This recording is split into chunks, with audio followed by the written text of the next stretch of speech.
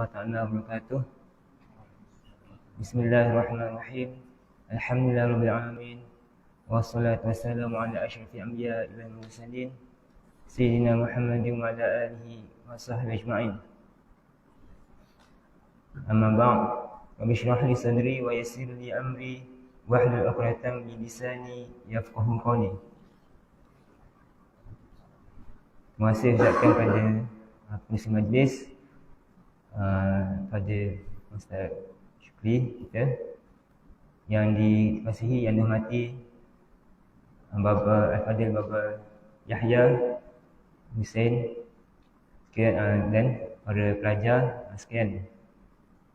Alhamdulillah, bersyukur kita pada Allah Subhanahu Wa Taala kerana pada malam ini kita dikumpulkan di sini, kita dipertemukan dan dapatlah kita saling kenal-berkenalan dan juga berkongsi sedikit nasihat insya-Allah taala. Bismillahirrahmanirrahim. Jadi dalam Quran Allah Taala berfirman, "Syahidallahu annahu la ilaha illa huwa wal malaikatu wa ulul ilmi qa'iman bil qist. La ilaha illa huwal azizul hakim." Wa qala Rasulullah wa ruwiya anna Rasulullah sallallahu alaihi wasallam qala, "Inna fadlal alimi 'ala al-'abidi ka fadli 'ala adna rajulin min ummati." Kama qala sallallahu alaihi wasallam. Jadi alhamdulillah, kita hendaklah bersyukur kepada Allah Taala kerana kita semua ni Allah Taala pilih untuk berada di tempat yang mulia ini. Allah Taala pilih kita untuk daripada ramai-ramai orang, Allah Taala pilih kita untuk datang ke pondok ni, untuk kita mengaji, belajar ilmu agama. Itu satu anugerah daripada Allah Taala yang kita kena syukuri. Kita kena pandang itulah satu nikmat yang besar daripada Allah Subhanahu Wa Taala. Itu satu keuntungan untuk kita. Dan itu tanda bahawa Allah Taala hendakkan kebaikan kepada diri kita.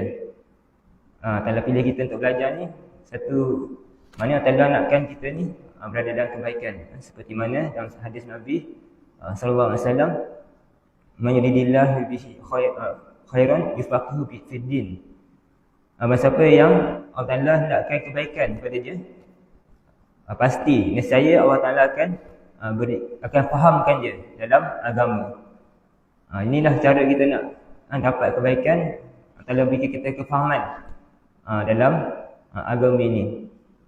Jadi kita kena syukurlah sangat pada Allah Subhanahu Wa Taala.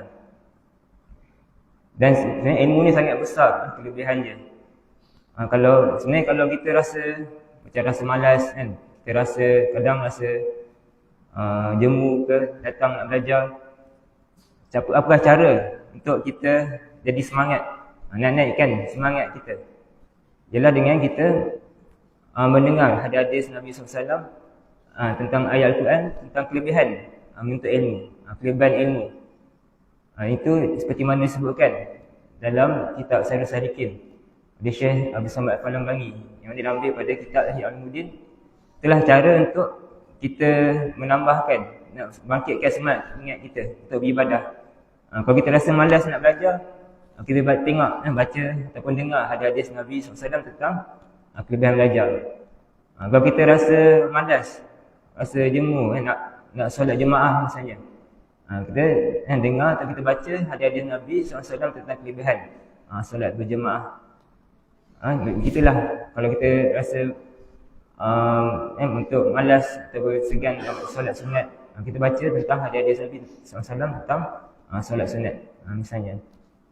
Jadi dalam Quran Allah SWT berfirman, "Syahidallahu annahu la ilaha illa huwa wal malaikatu wa ulul ilmi qa'iman bil qist. La ilaha illa huwal azizul hakim." Maknanya telah bersaksilah oleh Allah Taala dan para malaikat. Asyhadallahu annahu la ilaha illa. Allah Taala bersaksi bahawasanya la ilaha illahu, tiada Tuhan yang sembah melainkan dia.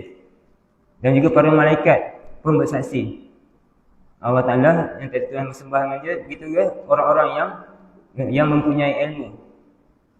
Jadi di sini menunjukkan satu cukup dengan ayat ni, menunjukkan satu kelebihan ilmu, menunjukkan kelebihan ilmu yang amat besar lagi. Kalau kita cukup dengan ayat ni saja, kita dah dapat tahulah betapa lebihnya ilmu agama ni. Maksudnya Allah Ta'ala telah memulakan dengan dirinya sendiri. Kemudian Allah Ta'ala sebut para malaikat. Kemudian Allah Ta'ala sebutkan orang-orang yang berilmu. Menunjukkan itulah besarnya kelebihan kan, orang yang berilmu disebutkan pada tempat yang ketiga. Selepas Allah Ta'ala, malaikat, para malaikat juga seterusnya orang-orang yang berilmu. Kemudian dalam sebuah hadis Nabi SAW ada bersabda, "Ad-dunya mal'unun ma fihi, mal'unun ma fiha illa zikrullah wa ma walahu au alimun wa muta'allimun." Maknanya dunia ini dilaknat oleh Allah Ta'ala. Maksudnya dunia ini jauh daripada rahmat Allah Ta'ala, dan dilaknat apa yang ada dalam dunia itu. Melainkan ada benda yang, ada perkara yang mana disukai, dikasihi Allah Ta'ala, yang tidak dilaknat. Apa dia? Illa zikrullah, melainkan zikir pada Allah SWT. Itu satu perkara yang penting yang kita kalau masa kita belajar ni, penting juga kita untuk kita adanya wirid ataupun zikir, supaya dengan itu dapat membuka, sebenarnya zikir ni dapat membuka hati kita untuk menerima ilmu dan menerima futuhat, pembukaan pada Allah Subhanahu Wa Taala, yang wirid-wirid dan sebagainya. Jadi melainkan zikrullah ataupun wama walahu, ataupun perkara yang Allah kasihkan akan dia. Apa yang Allah kasih dalam dunia, apa itulah amal yang soleh. Itu yang tidak dilaknat. Maksudnya yang Allah kasih dalam dunia amal yang soleh. Maknanya kita belajar ni bukan sekadar kita nak tahu, tapi untuk kita beramal dengan ilmu yang kita tahu. Itu antara niat yang kita belajar ni, yang seperti ialah supaya kita beramal dengan ilmu tersebut, seperti mana yang disebutkan dalam kitab Ta'lim Muta'alim, untuk kita beramal dengan ilmu kita. Bila kita beramal tu, Allah akan ajarkan lagi ilmu-ilmu lain yang kita belum tahu. Kemudian wama walahu au mu'alliman, ataupun yang Allah kasih apa lagi di dunia ni? Mu'alliman, orang yang mengajar, orang yang mengajarkan, lagi orang mengajarkan ilmu agama. Wa muta'alliman, dan orang yang belajar. Itu saja yang benda yang sebenarnya yang dipandang, yang sebenarnya yang benar-benar dipandang oleh Allah dalam dunia ni, itu amal yang soleh. Begitu juga ilmu, orang yang belajar, orang yang alim, dan orang yang belajar. Jadi itulah maknanya kita kena sedarlah sebenarnya kita berada dalam tempat yang istimewa sekali. Jadi jangan kita rasa bosan ataupun malas sebagainya. Jadi kita bentuklah ilmu bersungguh, supaya kita dapat pemberian pada Allah Ta'ala. Kemudian dan sebuah hadis lagi disebutkan, inna fadla alimi ala abidi kafali ala adna rajuli min ummati. Sesungguhnya kelebihan orang alim di atas abid, kelebihan orang alim di atas abid, itu orang yang hanya beribadat saja. Apa kata-kata orang alim? Orang alim ni adalah orang yang dia menggunakan waktu dia, tenaga dia, hidup dia untuk belajar, untuk mengajar. Maksudnya untuk mengajar dan juga perkara yang berkaitan dengan ilmu, seperti mengarang dan sebagainya, muzakarah ilmu. Itulah kata orang alim. Adapun orang abid, itu orang yang beribadah. Maksudnya orang yang dia tidak menggunakan waktu je ataupun masa tenaga untuk ilmu, tapi hanya menumpukan pada ibadah semata-mata. Banyakkan solat sunat misalnya, banyakkan zikir, tapi tidak berkaitan dengan ilmu. Jadi dalam hadis Nabi SAW, sesungguhnya kelebihan inna fadla alimi falal alimi ala al-abidi. Sesungguhnya kelebihan orang alim di atas abid, di atas orang yang beribadah semata-mata ini, kafadli ala adna rajulin min ummati. ialah seperti kelebihanku di atas sekurang-kurang yang paling rendah sekali manusia daripada umatku. Itu kelebihan orang yang ilmu. Seperti mana kelebihan Rasulullah SAW banding orang yang paling rendah sekali dalam umatnya. Pasti jauh sekali kan.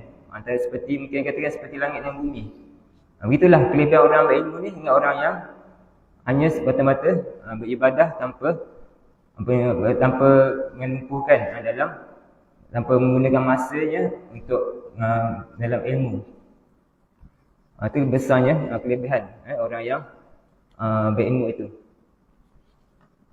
Kemudian disebutkan lagi dalam hadis Nabi SAW, ala adullukum ala ashrafil ahli jannati. Qalu bala ya Rasulullah. Qala hum ulama'u ummati. Disebutkan kitab Minhajul Abidin oleh Imam Ghazali rahimahullah. Ala adullukum ala ashrafil ahli jannati. Hendaklah aku tunjuk kepada kamu di atas semulia-mulia ahli syurga. Nabi SAW nak tunjukkan, nak beritahu kepada sahabat, siapakah yang orang ahli syurga yang paling mulia sekali. Masa syurga dah mulia dah, dan syurga tu ada lagi yang paling mulia. Qalu, kata mereka sahabat, bala ya Rasulullah, bahkan ya Rasulullah, tunjuklah kepada kami. Apa jawab sabda Nabi SAW? Hum ulama'u ummati. Mereka itulah orang yang paling mulia, itulah ulama' daripada umatku. Ulama' pada umat Nabi SAW. Mereka lah ahli syurga yang paling tinggi dan paling mulia sekali. Jadi itulah pentingnya untuk kita berada di sini, dan cara untuk kita dapat supaya lebih berkat kita punya ilmu sini, kita kena belajarlah ikut adab belajar. Seperti yang ditunjukkan dan disebutkan dalam kitab Ta'lim, kitab Perintah Penuntut. Biasanya kan kita penuntut Ta'lim. Jadi kita belajar kitab tu supaya kita tahu adab belajar. Seperti mana?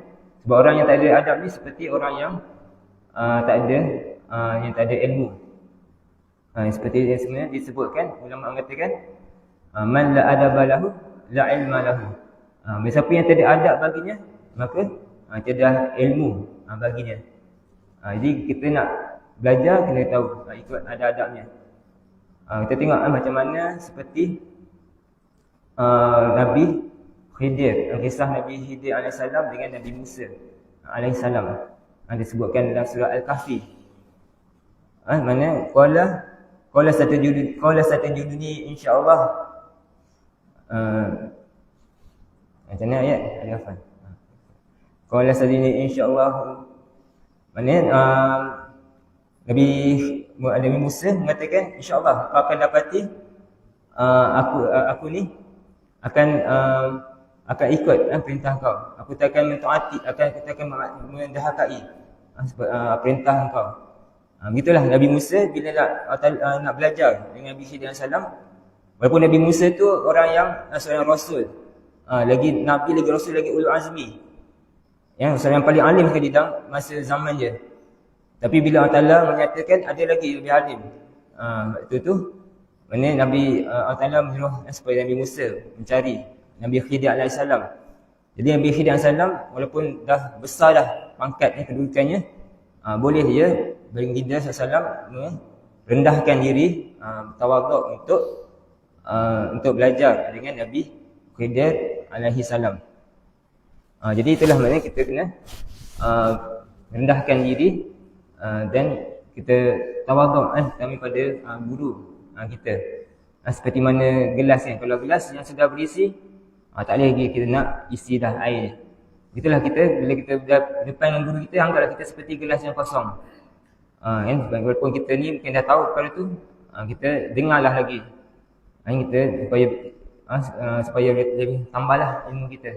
Seperti gelas yang kosong boleh lagi diisi.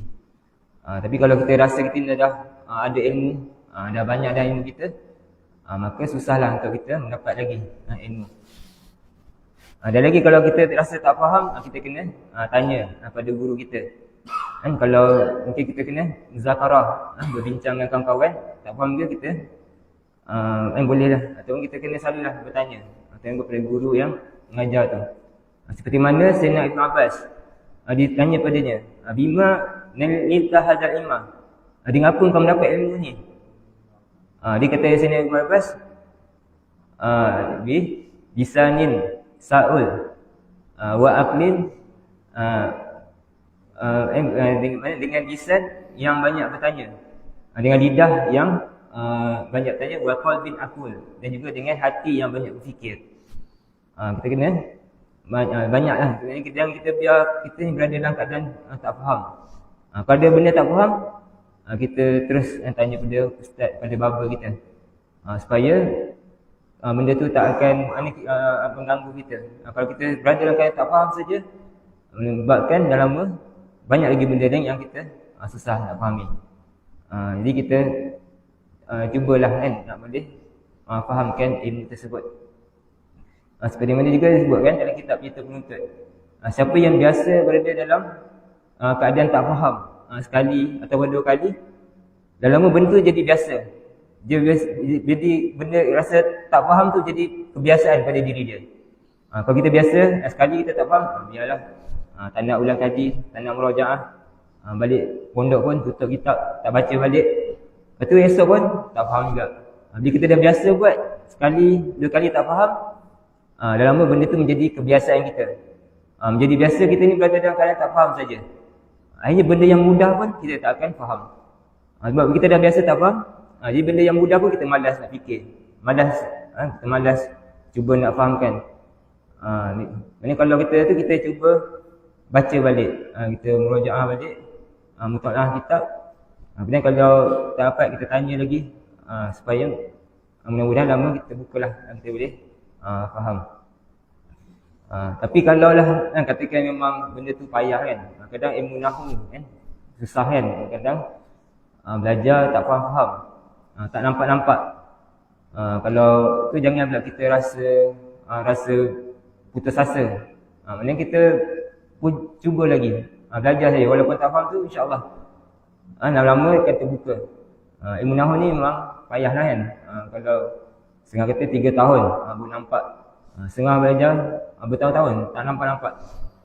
Ada yang setahun boleh nampak dah ilmu nahwu, tapi bila nampak tu nampak semua.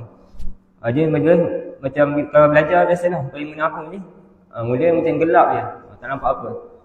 Tapi bila dah faham je, cerah semua. Jadi satu nikmat yang besar. Jadi kita mana yang penting kita kena sabar. Dalam belajar ni penting kena sabarlah. Lama insya-Allah akan terbuka dan dapatlah ilmu tu insya-Allah taala. Dan lagi jangan masa kita belajar ni jangan kita sibukkan diri kita kalau boleh dengan benda-benda lain. Jangan sibuk nak balik kampung, misalnya nak kerja ke, sibuk nak buat benda lain. Mana kita kena tumpukan dalam ilmu ni sepenuhnya kalau boleh. Sebab dikatakan ilmu la yu'ti ba'dahu, la yu'tika ba'dahu hatta tu'tika kullahu. Ilmu ni dia tidak akan memberikan sebahagian daripada dia, sehinggalah engkau memberikan sebahagian daripada dirimu. Maksudnya ilmu ni kita nak dapat, kalau kita buat main-main je susah dapat. Sehinggalah kita kena bagi sepenuh usaha, tenaga kita, sepenuh diri kita pada ilmu ni, barulah kita dapat sedikit pada ilmu tu. Maksudnya kita kena betul-betul tumpukan pada ilmu ni. Maksudnya jangan kita buat main-main ataupun buat sambil lewa, kata orang sana, sambil lewa, buat just main-main saja.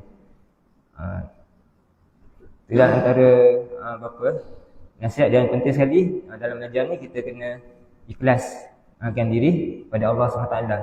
Belajar ni semata-mata untuk dapat keredaan. Pertama sekali untuk dapat keredaan Allah SWT. Dan seperti mana disebutkan dalam kitab Berita Penuntut Ta'lim Ta'lim, niat belajar ni pertama adalah kerana untuk dapat redha ta'ala, dan kena nak akhirat. Bukan kita belajar ni nak dapat dunia. Bukan belajar ni supaya nanti balik kampung orang sanjung kita, orang puji, nak jadi orang besar di kampung, tapi semata-mata lillahi ta'ala, kerana Allah SWT, untuk dapat untuk akhirat, untuk selamat di akhirat dan sebagainya, untuk pahala akhirat. Dan kemudian kita belajar ni untuk beramal, untuk kita beramal dengan ilmu yang kita ada. Yang seperti yang Allah firman, wattaqullah wa yu'allimukumullah. Takutlah kamu akan Allah. Saya takut kamu Allah dan Allah yang mengajar kamu. Bila kita bertakwa kepada Allah, takut kepada Allah, kita beramal. Apa yang Allah suruh kita buat, dijauh apa yang Allah larang, insya-Allah Allah akan menambah, mengajarkan lagi kita ilmu yang lain. Kemudian niat kita lah untuk kita menghilangkan kejahalan diri kita, supaya kita ni tak tergolong dalam golongan orang jahil. Untuk hilangkan kejahalan diri kita dan kejahalan orang-orang lain. Maksudnya kita niat dengan ilmu ni untuk, bukan untuk diri kita saja, tapi untuk mengajar, untuk sebarkan pada orang lain. Sekurang-kurangnya pada keluarga, adik-beradik kita, dan seterusnya kepada masyarakat kita. Dan kemudian untuk menghidupkan agama Islam. Kita belajar ni, ilmu ni untuk menghidupkan agama Islam. Seperti bina hadis, man ja'ahu mautu huwa yatlubul ilma yuhya bihil ilma liyuhya bihil Islam fa bainahu wa bainan nabiyyin darajatun wahidatun fil jannah. Akan ini barang siapa yang datang kematian padanya sedangkan dia sedang menuntut ilmu, dia sedang belajar tiba mati, jadi tiba ya Allah Taala ambil nyawanya dalam keadaan belajar. Tapi dia niat belajar untuk apa? Untuk menghidupkan agama, untuk menghidupkan agama Islam. Dengan belajar tu dia nak sebarkan ilmu agama, supaya orang semua faham agama, untuk hidupkan agama Islam. Maka di antaranya daripada Nabi satu darjat. Beza satu darjat je. Darjat kenabian yang paling tinggi, kemudian darjat je orang yang belajar ni untuk menghidupkan agama Islam. Itu kita niat ni untuk menghidupkan agama. Kemudian kita belajar untuk apa lagi? Untuk bersyukur dengan nikmat Allah beri, nikmat akal dan kesihatan badan. Allah beri kita akal yang baik, yang boleh berfikir, boleh menghafal. Badan kita boleh buat kerja, boleh jalan sana sini. Cara untuk bersyukurnya dengan kita gunakan pada apa yang Allah suruh, iaitu untuk kita untuk menuntut ilmu. Maka Allah akan menambahkan lagi nikmatnya. La'in syakartum la'azidannakum. Kalau kamu bersyukur, maka aku akan tambahkan lagi nikmat kepada kamu. Jadi mudah-mudahan dengan sikit perkongsian tu, harap sehingga kita semakin semangatlah untuk belajar untuk ilmu ni, dan semoga kita jaya insya-Allah dunia dan di akhirat. Semoga Allah terima ibadah kita dalam ibadah untuk ilmu kita ni insya-Allah taala. Sekian, wabillahi taufiq hidayah. Wassalamualaikum warahmatullahi wabarakatuh.